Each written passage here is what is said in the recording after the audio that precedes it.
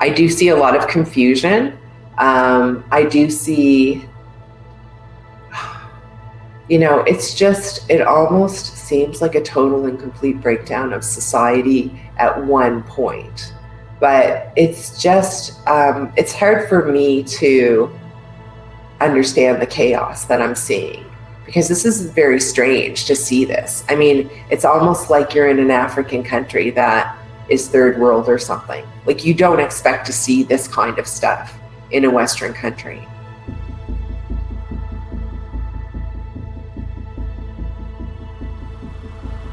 But there's a lot of economies that are going to have like pretty significant problems. Like I'm going to go back to the UK again. And their big problem is going to be food. And there's going to be a lot of food insecurity. So they're having problems getting the food in, like, period. They're having a problem getting it in. Like, the UK is not a priority. And then when other countries are not able to ship the food out, where the UK cannot grow enough to feed its own people. Like, I'm talking about in a Western country, this is very unusual for people in the UK to be starving to death.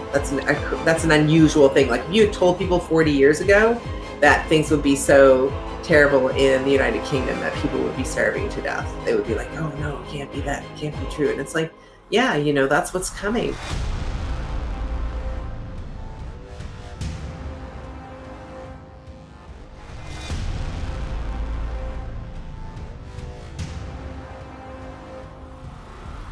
I don't see hyperinflation in the US. I do see hyperinflation with the British pound and with the euro. That's why their food is going to become expensive, because nobody wants the euro, nobody wants the British pound. People are not only going to freeze to death in Europe and the UK, but they will starve to death. Because you're thinking, why are people in the UK dying? Because it's too cold for them and they can't afford to pay their electricity bill. But they can barely survive because it gets so cold. And I mean, things are bad in the UK, but they're not as bad as they're going to be. Like, the winter was bad, has been bad for, people having to choose between food and fuel.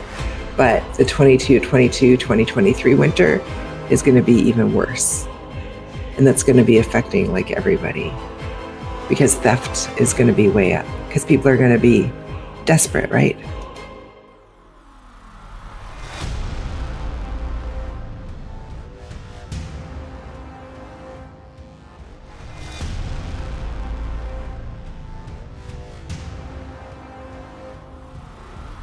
And I told him about people who were going to come to his door and be begging for food. And they'll have no shame, because they're going to be so desperate, they will bring their children with them. Can you imagine? People coming to your door on a regular basis? Like, do you want to live in that country? So I cannot express, well, first of all, my condolences to all of you who live to the UK. I don't like what I know about what's coming. I don't make it happen. I just predict it. I just report the news. And that's why I could not impress upon people enough. And when I did readings for people from the UK, it was, really trying to impress upon them to get out. I just know that if someone can get out of the UK, they should probably start making moves towards that. I know, it's like, get out, run, make a run for it. Get out of that place, get out of the UK.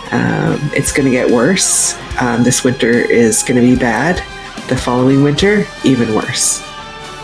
So that's what I know about the UK. But I don't know what to tell you other than, Britain's going to crap and there's nothing you can do about it to save it. There's nothing we can do, like zero, nothing, right? Entire societies people are going to flee from because they are broken.